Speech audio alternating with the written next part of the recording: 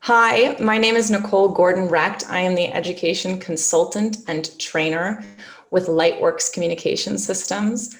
We're thrilled to be here today for another one of our exciting webinars. And we're also thrilled to have our elite partner, Legrand. Legrand is uniquely positioned. They represent so many brands with which we're familiar, such as Daylight, Peak, Patio, Cables to Go, Middle Atlantic. So I'm sure many of you are familiar with those brands, especially when we think about how we're incorporating technology into these new hybrid, high flex, remote classrooms.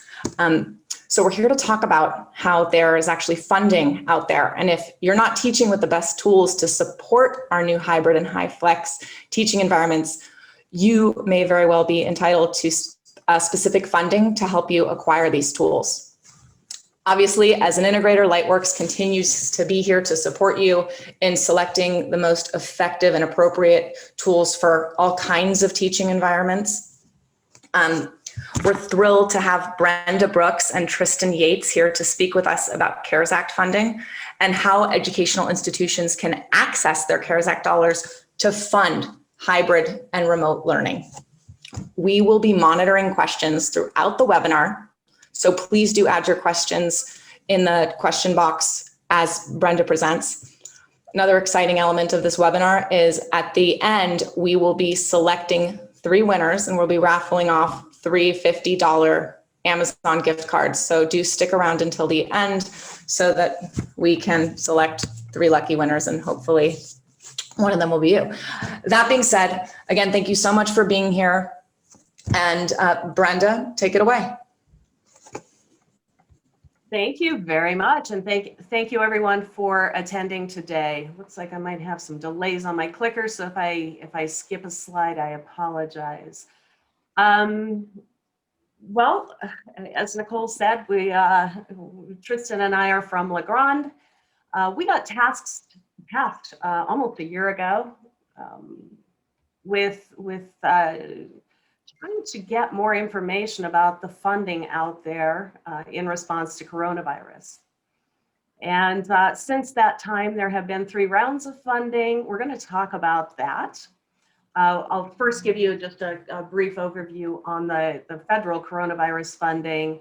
We'll talk more in depth about the portion that matters to us, which is the education stabilization funding. And I'll do a pretty complete overview on that funding. And then we'll talk more about the 2 rounds of funding that will be available now or for the next couple of years here, and what it can be used for. So as an overview, when we got engaged with this, we have this pandemic, and then we hear that there is state and local government funding and federal funding available. And our education customers were quite curious about how they could use that in response to coronavirus. So these are some of the institutions or organizations across the United States that benefited from this relief funding. But what we're going to talk about today is the Education Stabilization Funding, or the ESF. And this went out in 3 rounds. Initially in 2020, the CARES Act, Coronavirus Aid, Relief, and Economic Security Act. That was followed in 2021 by the Supplemental Appropriations Act. And then most recently, here in March, was the American Rescue Plan Act. Just for familiarity, the terms ESSER is basically K through 12, including private schools, charter schools. GERF is the government or the governor's education emergency relief fund, and it kind of varied through the three distributions. And then, of course, the higher education relief fund, we fondly call HERF. Through some of the documentation, because I am going to be directing you to some frequently asked questions pages and resources, the terms IAG, SEA, and LEA, which many of you may be familiar with, will be used. I can tell you that the LEAs, or the local education agencies, for those of you on the call who are with K through 12, are awarded, they're allocated, but then they are awarded through subgrants. So you need to go to your education agency and work with them for your dollar amounts. This next slide is quite compelling. The first round of funding is on your left there, and that's the CARES Act. That was spring of 2020, and the total across the nation was $30.75 billion. 13.2 billion went to K through 12, 4 billion into higher education, and 3 billion to the governors. In that round of funding, elementary schools, the SEAs had to share with private schools. In round two, the governor's fund covered private schools for elementary schools.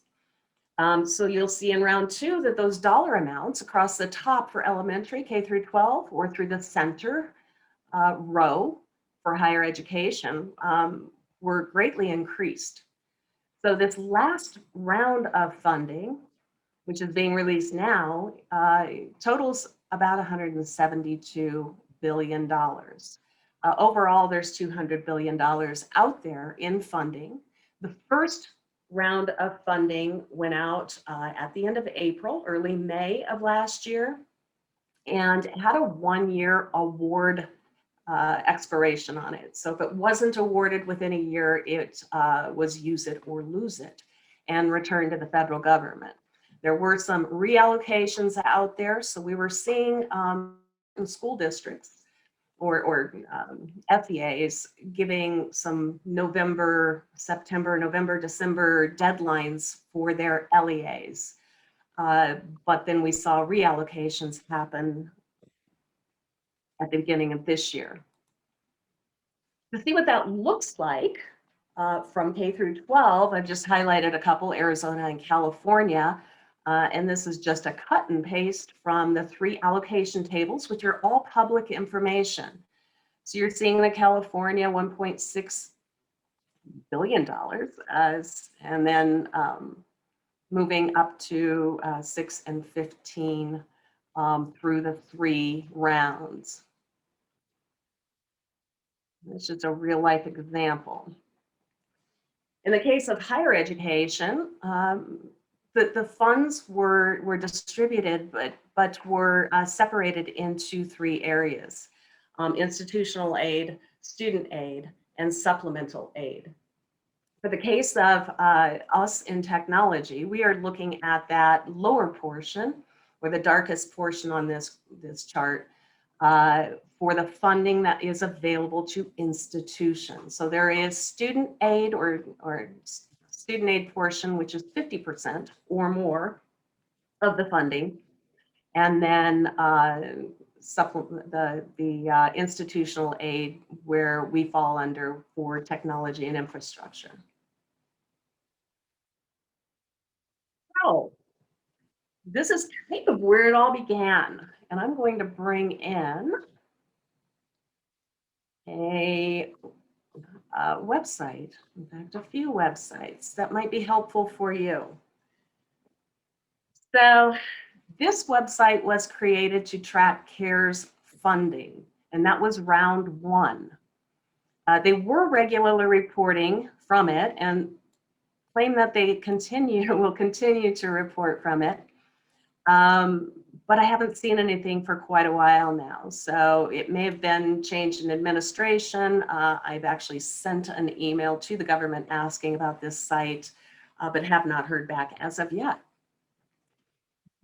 I've found useful about this tool is that the links on the side, whether you're in the K through 12 environment, or whether you're interested in governor's funds, maybe you're with a private school, or you're with an organization or an institution of higher education, there are links here. And those links will take you into places like frequently asked questions. So if you're wondering, Brenda said that I could use this on remote learning technology.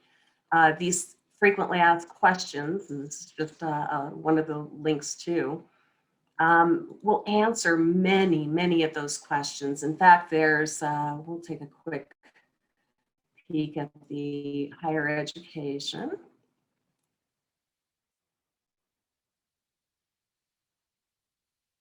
And you'll see there's almost a chronological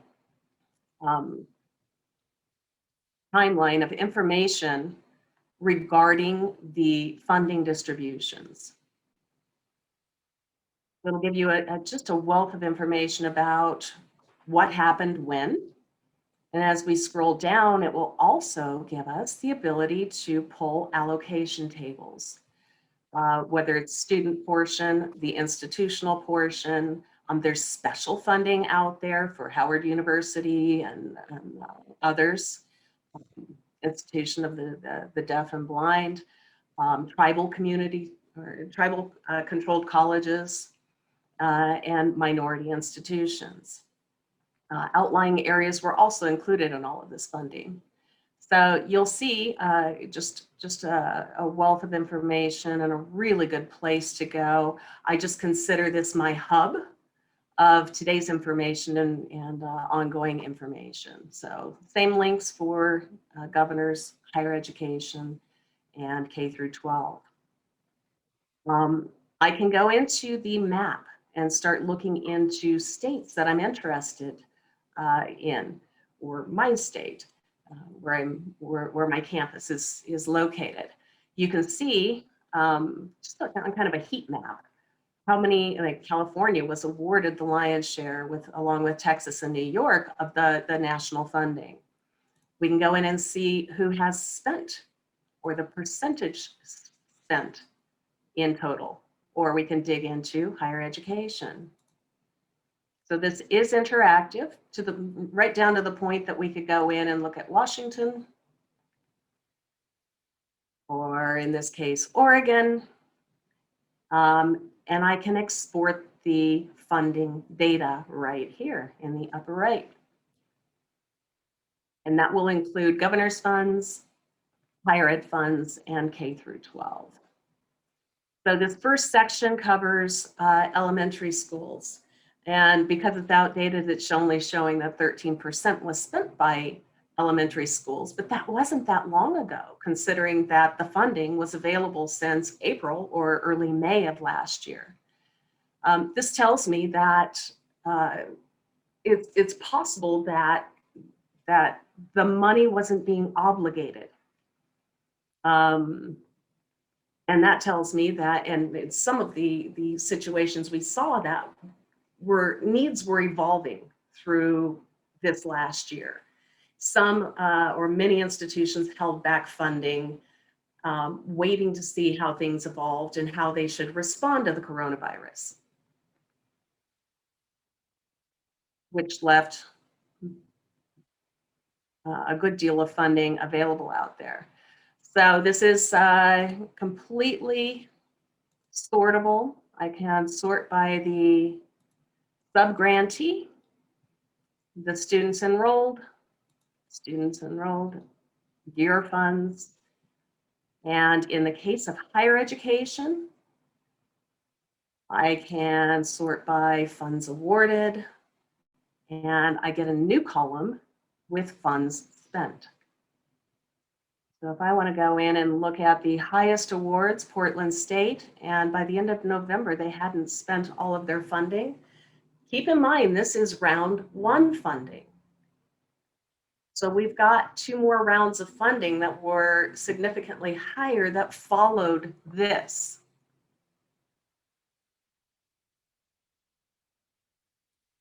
You can get the same thing for elementary schools here, that same chronological information along with methodology and allocation tables. This goes right down to the level in elementary schools of the school name.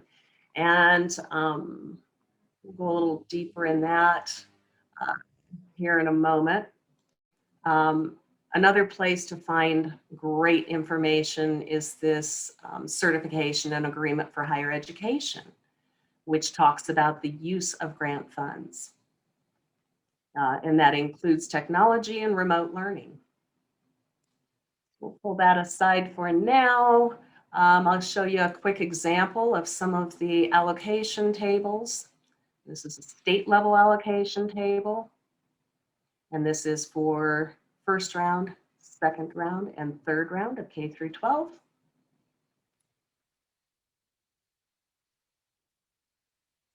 This is Arizona's, right down to the school, and it's showing the elementary school totals, the higher education totals, and the governor's totals, which somewhere in this extremely long document, 300, 400 lines of schools available here. So finding your funding shouldn't be difficult, or understanding if your campus got funding this is a great place to go and determine if your school district received funding, and if they were readily spending that funding. Do you have any questions so far? So far, we do not have any questions, Brenda, so please feel free to proceed. Yeah, please feel free to use the Q&A, everyone. I'd be happy to, if I've missed anything or something didn't make sense, I certainly want to address that. We'll start quickly by talking about each of the 3 sections of funding and some of the interesting information about those. And right now, because CARES Act first round funding is about to expire, we're going to focus more on the Supplemental Act and the new American Recovery Plan. So in both the CRRSA and the ARPA, 90% of funds were distributed into sub-grants to the LEAs, and that's based on Title I, Part A. So the same way they divvy up money, they look at the lower income schools, needier schools, and distribute or allocate that money towards those organizations. The ESSER 1 or CARES Act must be used first before they can dip into the supplemental fund or the ARPA fund, and it must be, they can actually use it on costs that were incurred from coronavirus after 3/13 of 2020, so last year, but it does have to be spending that was related to the coronavirus. The new funding is being distributed now here in the early part of 2021, and it has to be obligated. So there's a difference between award and obligation. Award is I'm going to award money to, let's say, a school district. An obligation means that I've put that money under contract for a purpose. I've got a binding contract. In the new American Rescue Plan funding, the states must spend 5% to address learning loss. So really, we're seeing kind of a transition of the first round funding. A lot of it went to PPE. It went to, the immediate responses of, we had to close our school. We had to bring in extra cleaning crews. In the second round, we saw more of how do we teach remotely? How do we engage students? And in the third round, it even goes to the level of how do we prepare for the future? So they want preparedness, so we don't go through this again, or if this goes on for some reason, that we're prepared to teach in a high flex environment, in a remote environment, or in school. Summer enrichment programs, so learning loss. Addressing learning loss is a huge component of this, including after-school programs. So it's mental health, it's recovering from learning loss, And then only 5% can be spent on administration, but they did fund administrating this program too. So the interesting question is, what can we use the funds for, including the remaining percentage from that last bullet? So they can be spent on any educational expense under the Elementary and Secondary Education Act. And that's pretty wide open. That's leaving us to run our schools and teach our children. It can be spent on or used for federal programs like IDEA and Perkins, coordination with the health departments. So just keeping our schools safe, activities for low income, ESL or other special needs are very focused in these funding acts. Professional development on how to deal with COVID or the results of COVID, purchasing PPE, cleaning, but also safe reopening. And that means social distancing and dealing with long-term closures for the future, addressing that learning loss, summer learning, which might be some of the ideas in technology are lecture capture or even multicasting a tutoring session of long division to every student who needs that in a district or even in higher education. They do use evidence-based, and that should have a comma there. My apologies. Evidence-based activities and then tutoring. So some of the creative ideas have been community schools, a lot of focus on safe reopenings, and then digital infrastructures so every student can learn, whether they're home-based or in school. As far as higher education, there was a huge emphasis on a transition to distance education. If campuses were awarded CARES Act 1 funding, and again, we can refer back to that map, if they got CARES Act 1 funding, they automatically got round 2 funding with supplemental appropriations. If they didn't, they have until tomorrow to still apply, and many have. So when you look at the allocation tables, you'll see new campuses on round 2 that didn't participate in that first initial CARES Act funding. But if you're wondering if your school got round 2 and round 3 funding, if you hit that heat map and find your school in there, and they were awarded funds, they got round 2 and they got round 3. And you can also pull the allocation tables to see what those numbers are. Anyone that has trouble finding those is welcome to hit me up. So again, a lot of the same language was used in what they could use the funding for, but that transition to distance education was a huge one, and it was a huge one for us at Legrand. As we saw our campus partners installing more and more high quality cameras and bridges to let instructors teach remotely or in a high flex environment.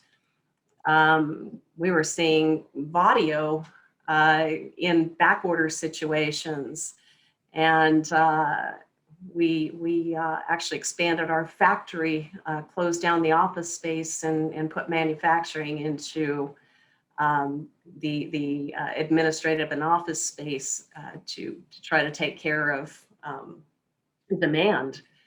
And as things have evolved, we've continued to see campuses invest in this. I was recently sat in during the HETMA conference, and it appears that the campuses believe that this ability to for students to have the option for high flex learning is going to be the new normal. So as campuses are determining or making decisions on do we put cameras in classrooms, do we not, many of them bought a very inexpensive $199 camera right out of the chute. And now we're seeing them convert over to higher quality pan-tilt zoom cameras and bridges. We've actually seen campuses increase projection screen sizes, or even K through 12 modify rooms to allow for social distancing. So, you know, if you bought a 70-inch flat panel on a cart and you crowded the kids around it previously, that no longer works. Now you've got to have, you know, whatever it is today, 6 feet, 4 feet, 3 feet between each student. And that means we're pushing students to the back of the classrooms, or in higher ed, we're pushing students out of the classroom to attend remotely. And there's a variety of things that need to be in place to support those students attending in outlying areas. So governor's plan was just a little bit different. There's not as much funding in here if you're not a private school and a low-income private school. It probably doesn't apply to you. Some of the same things can be used. Those extra spaces, I didn't touch on that, but extra spaces, we are seeing campuses turning outdoor spaces into technology spaces. I know some of my friends over at UCSD were put up a tent and were making outdoor classrooms. We've seen schools with gymnasiums that they've turned into, you know, pulled in three carts with displays and cameras on them and made 4 open air classrooms out of a gymnasium. And all of that can be covered. So just helping you with ideas of how you can support the students, the teachers, and use some of your spaces to get creative to make sure that we are avoiding more learning loss. So, American Rescue Plan, I said, you know, there's a little bit more focus here for learning loss through evidence-based interventions. And you can see some of the other proactive language in here for campuses to make sure that they're not in this predicament in the future, whether it's a flood or a lockdown or war, who knows what it may be. We've got to prepare our campuses for the future. So I think where we'd like to take this now is we've got great partners like LikeWorks, and Legrand has an abundance of solutions. I can tell you that, I'll walk you through my office for a moment. I can tell you that there's a big difference between teaching like this all day long. I've got 2 daughters who are K through 12 teachers, and one of them taught only remote students for half of the year last year. And then in January, when they came back, her class was split. And I got the phone call, "Hey, Mom, what can I do? I'm stuck at my laptop all day doing this, but I've got students in front of me. And if I get up and I go walk to my whiteboard, I go walk to my whiteboard, they can't hear me as well anymore." So, and she didn't have a camera that followed her.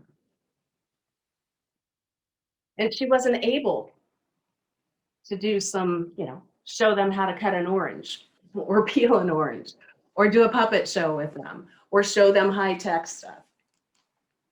And they couldn't hear her well. So instead, it was just a laptop. So I put a conference shot, which you're seeing on the screen right now, in her classroom. And she actually got to the point where she was letting a student drive it for her. She had a couple presets around the room, and we got her an audio system that would let her be heard no matter where she was in the classroom. And she was now successfully teaching almost the same way she used to. It's the same in higher education. I mean, we're doing lecture capture, so students can come back and watch later. We are doing HiFlex, lecture halls. You can't put students sitting in every seat anymore. We're splitting rows. We've mapped out, you guys know what you've done. You've mapped out areas of how many students can we get in there, and the rest have to go attend in an overflow environment. So where is that in overflow environment? Do they have power there? Do they have connectivity there? So we know your challenges. We feel for your challenges, and we're here to help you. I have a history at Crestron, so I've helped many campuses just determine what's the best way to bolt on a camera and a bridge into my classroom. Either visit the school, look at the standards, or have them send me signal flow diagrams, and our team can help you determine what might fit best.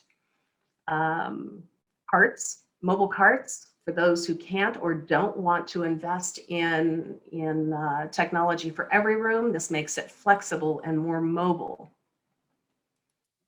We've even gone to the point of Chief created some quick tablet stands for those areas where you wanted a remote check-in, didn't want a person at the front counter, and worked with third-party solutions that would do temperature checks and badging. And then cables.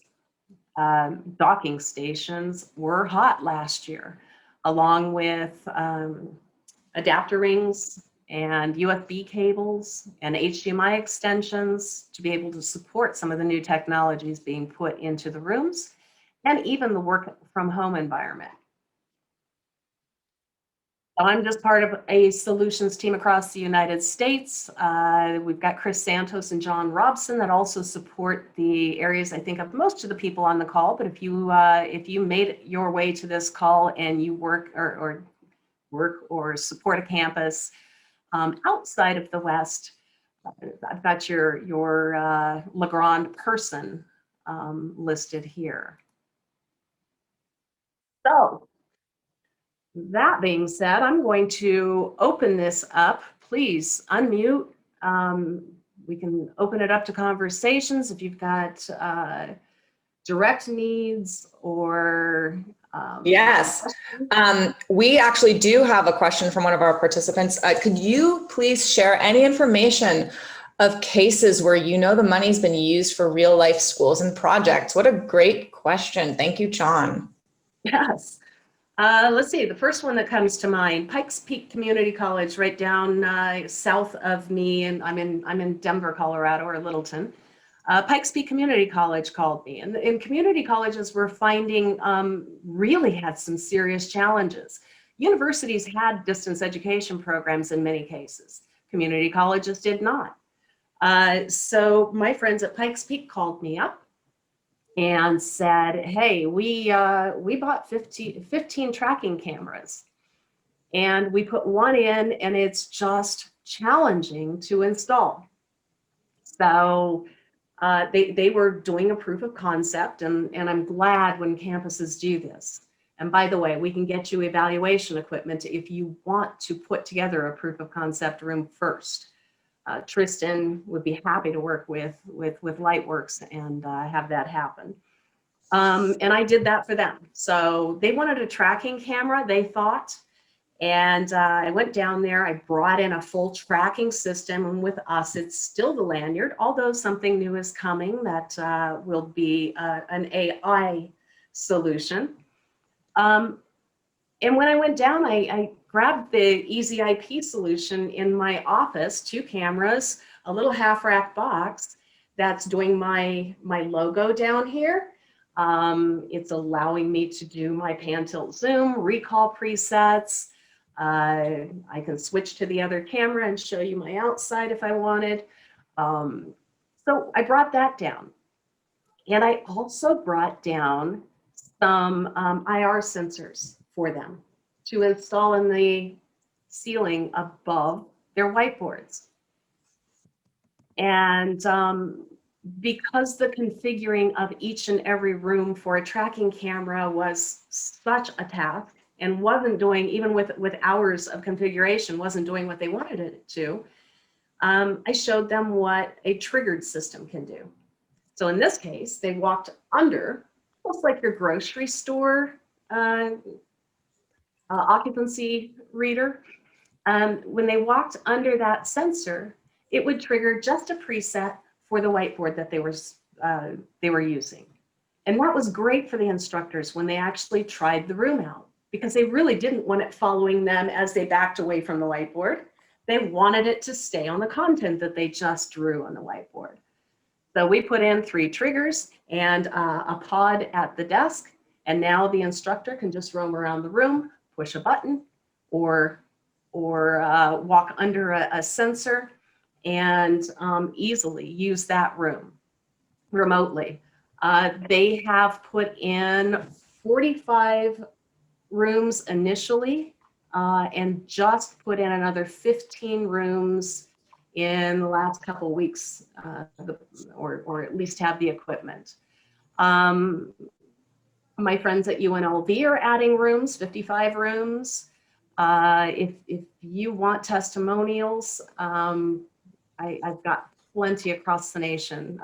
Texas Christian University, my counterparts and myself have visibility to a lot of happy customers. Does that answer the question? I think it does, and fantastic. We actually have 2 more questions. One is, are there any restrictions as to warranty or multi-year maintenance agreements? That, I believe, is going to be per campus. So warranty or multi-year agreements. Mark, I don't know the answer to that. I can dig a little bit. Are you with higher education or with a school district? Boise State. All right. Let me look into that, Mark. I haven't gotten deep into the financial, but I've got friends that we can talk to and get some answers for you. Great. We do have another question. What national contracts do you know of that are available for vendors to partner with universities to utilize CARES funds? Again, what national contracts do you know of that are available for vendors to partner with universities to utilize CARES funds? So national contracts, is that, well, coming from the manufacturer, we don't sell direct. So I don't have any national contracts. For example, Omnia, OMNIA. What's that? The example that's given is Omnia, OMNIA. It might be an acronym. I am not familiar with Omnia. That's a state buying contract or a national buying contract? I'll wait for clarification from the customer. Is Lightworks have any? Is Lightworks part of any of the education? Yes, national contract. So generally, Legrand products would be available on a education buying contract through our partner Lightworks. So if Lightworks participates in any contracts, that is how you would access Legrand AV products. So it would go through the reseller integrator. Correct. Thank you, Tristan. Excellent. Mark, I used to support Boise State many years ago. I miss coming to Boise. All right. Any other questions? How are we doing on time? You know what? This is actually perfect timing, and those are the last open-ended questions. I think it might be a great time for us to hold. You look like you have some interesting technology there that you mentioned you might be able to show. Are you able to do that? Let me do this. Pull in my easy ID. Can you hear me? Yes. Okay. Let me pull in. I'm just going to pull in, since we might have some, techie people on the call who love to see a little bit of the back end, and we'll also be able to see the camera switching. But this is the Vadio user interface. In my office, I've decked out my office with a Middle Atlantic BGR rack. I've got the Vadio Easy IP system. And I've got a Middle Atlantic RackLink intelligent PDU. So I could spend the last year sitting at my desk instead of traveling and showing off some of our equipment. This happens to be the user interface for Easy IP.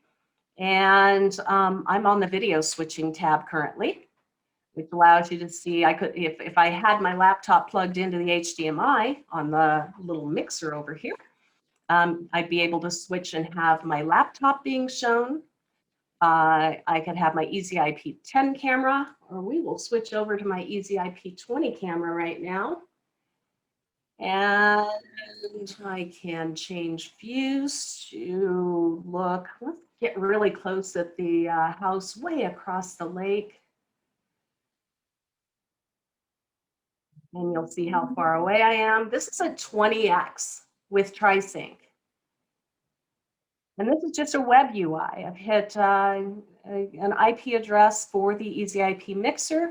I've married the Easy IP 10 and 20 to that. Let's see if we can see the mountains yet today. So now you'll see a little bit of the TriSync motion where the pan, tilt, and zoom are all working in synchronous. You can almost see the mountains today. Switching over to my Easy IP 10, I can do overlays, so I can turn on and off my Legrand. Maybe in a class that I've got going remotely, I would want to be able to say, hey, guys, I'm not gone, but I'm taking a quick break. Or my latest fun one is when I'm on a Zoom call and somebody's speaking or not muted, I pull that up. I can do graphic overlays. I can do picture in picture. I can do a layout of side by side, top and bottom. And turn that on. And now you're seeing, oh, that laptop that's not there. But you get the idea. I can drive the camera from the navigation. I can control my zoom from here. And I can recall presets and intelligently recall presets. And this is how I set up my view of the whiteboard. Give you a quick peek at my, now this 10 is not TriSync. So that's the difference between the Easy IP 10 and the 20. Any of our RoboShots, 12s, 30s, 20s, and 40s are all TriSync. That's excellent. Brenda, can you show us how a teacher could possibly instruct from home using this technology with the whiteboard and et cetera? Yeah, so we've got options. The remote control is probably the easiest, and they don't mind the ergonomic and less expensive, but we do have step mats as well. If, as I said earlier, if I wanted to come in here and say, hey guys, I've got a true activity that I want to show you, I've really got to teach you how to peel an orange today. That's hard to do from, up here. My oldest daughter was using a very small dry erase board to try to teach mathematics lessons. They had an arts and crafts project, and that my middle one was doing an after-school activity, and it was yoga. And she's trying to do that, moving her, her laptop around with her laptop camera. And then, of course, as we said before, I can come over and we can work the Pythagorean theorem. Yeah, I'm not going to be able to speak for until I get lunch here today. Or, Oh, that looks great. talk about inverse square laws. And like I said, we can do in-ceiling triggers. But I can tell you it's fatiguing for students, or for teachers and students. And it is very, very challenging to sit and talk through a computer all day long. And we've learned through evidence-based teaching that, you know, we've learned all kinds of ways to get students engaged. And it's certainly not using one tool, and that's a Chromebook or a laptop, to teach. Well, thank you, Brenda. This is excellent.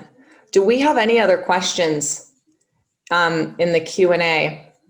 Does anyone have any more questions that they'd like to add to the Q&A is actually more like it. I'd like to ask, has anyone had challenges using CARES funding for technology? And the reason I ask that is because many of the campuses initially were told no. Many of the campuses I work with personally, the AVIT department, whatever they're called today, and believe me, I've been around since y'all were media managers, but many of them were told no with stories from above, and that channel is the same channel for funding within your campus as any other funding comes down. They were told no for a variety of reasons, whether they just weren't certain, they put things in another bucket and they were waiting to see what they needed to use it on. They didn't know if they were going to get additional funding. But asking once, one thing I've learned is asking once is not enough.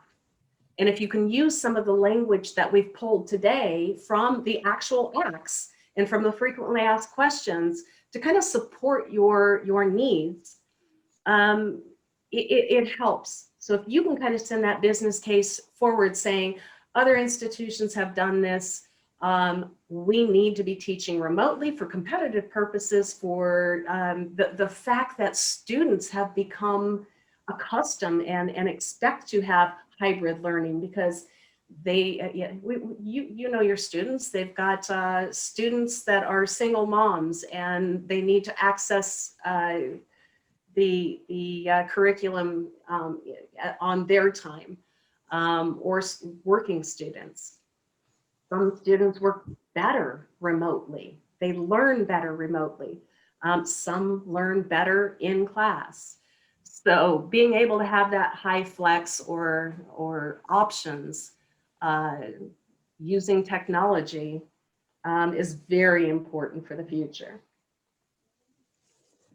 Yes, I think we can all attest to that, Brenda. That was really well said. You know, these high flex options are no longer this luxury, but rather a necessity. And 100%, you know, it's so valuable that you were able to sort of demystify this process of acquiring the funding for schools to be able to participate in this, I'll use the new normal, if you will. I'm looking into the questions here, and I do see that there is one question from Linda Montgomery. Does the video capture come with subtitling for ADA students? So not natively with the Vadio equipment, but I do know that there are solutions out there that Lightworks could probably help you with, whether it's capture for subtitling. But it is not a native feature of our hardware and video and audio distributions. Okay, thank you for that clarification. Believe it or not, we are getting towards the end of the presentation. I want to make sure that we thank Brenda so much for this incredibly informative presentation, and thank you so much for being such a valuable resource to us here at Lightworks. And again, I'll use the word again. You did the best job demystifying this process of gaining access to CARES Act funding and helping us understand how we can utilize this funding to support these new hybrid and high flex learning environments. There's clearly a lot of flexibility in how CARES Act funding can be utilized. And as mentioned, Legrand is very versatile and it's a very special brand with an abundance of solutions that can be used to support these new environments. And of course, Legrand is a premier partner of ours here at Lightworks. Please do let us know how we can partner with you and with your educational institutions to find the most appropriate tools just to support students teaching and learning. The goal here, again, as Brenda said, is to avoid more learning loss, and Lightworks and Legrand are committed to partnering with schools to plan for preparing our campuses for the future.